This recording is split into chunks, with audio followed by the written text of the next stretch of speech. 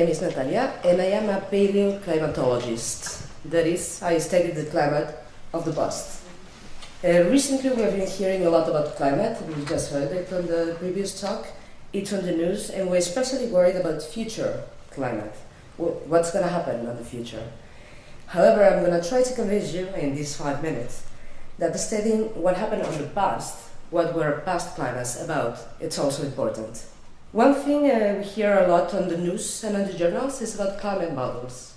Those are the models that predict what's going to happen, how is the sea level going to rise, by how much, how is global temperature going to increase. Well, these climate models are based on a big set of physical equations that represent the Earth climate, and they're actually validated by data. They're validated by modern data, but also with past data that provide us with samples of different climates that we don't have right now. The ability of these climate models to predict the future, what's going to happen, is only going to be improved if we have more data to test them, to make them more efficient and more real, let's say. By training, I'm an oceanographer. That's what I did as an undergrad. So, of course, I'm mainly interested in the role of the ocean and ocean circulation on long-term climate change. I'm specifically looking at past warm periods that were very much like nowadays. You can see in this graph here, actually, we have temperature here going up, here is hot, here is cold, and this is going towards the past. We are right here, right now, we are in a warm period. We've passed a phase of glacier period where the poles were much bigger, they had way more ice.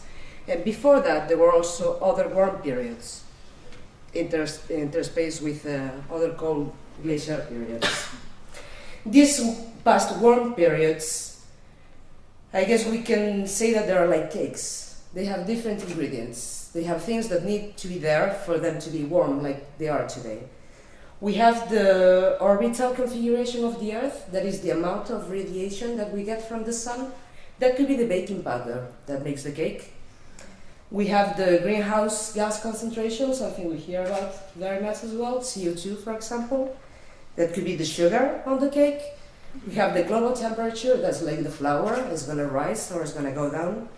We have sea level, it could be higher or lower, that's another ingredient. We have the ocean that provides a lot of modes of climate, and all these ingredients together, they're going to make this cake, but they're not necessarily on the same quantities. We have actually different cakes on the past that look more or less similar, but they all have a slightly different flavor.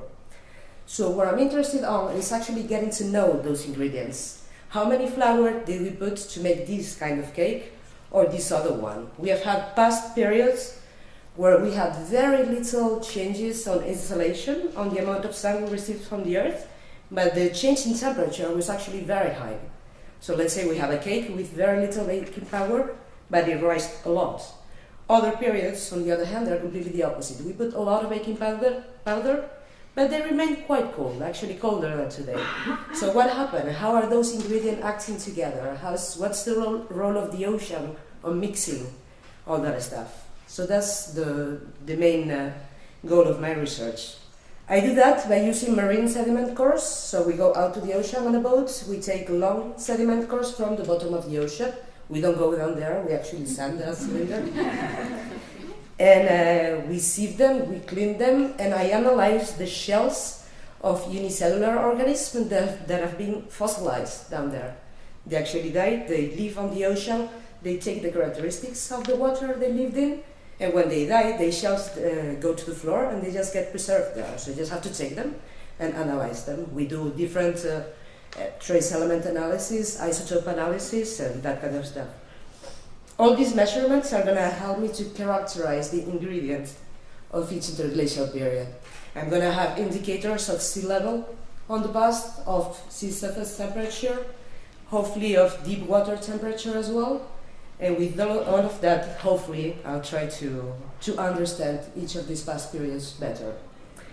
The ultimate goal of this research, as I hinted at the beginning, is to improve climate models. You may have heard about climate sensitivity as an expression that comes out on the news as well, which is actually the temperature rise globally that we'll have with the doubling of the CO2 concentration on the atmosphere.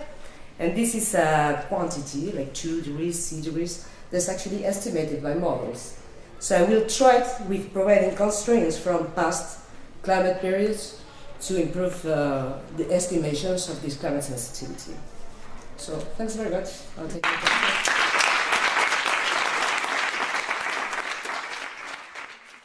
Bonjour, Philippe Marie-Jeanne from AXA Global PLC. Have you any opinion about the endogeneity or exogeneity of the last evolution of the climate? You're talking about the anthropogenic climate change. Actually, is it an ingredient of the cake or not? None of my cakes, actually. What I'm looking at is the natural variability on this period.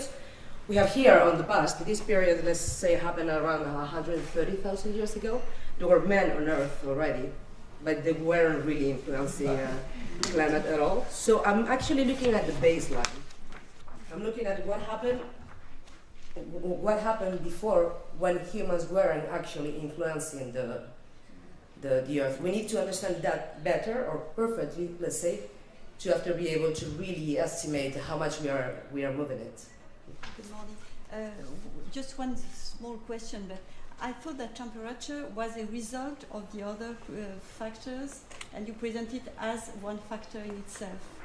It is a result, for sure. There is changes if the insolation, the amount of radiation we get from the Earth, it's going up, it is going to increase. If the concentration of CO2 that we have on the atmosphere increases, the temperature is going to increase as well, but it's also a feedback. It also acts back on the rest of the system. An example, we have Antarctica, we have a lot of sea ice that's all around Antarctica.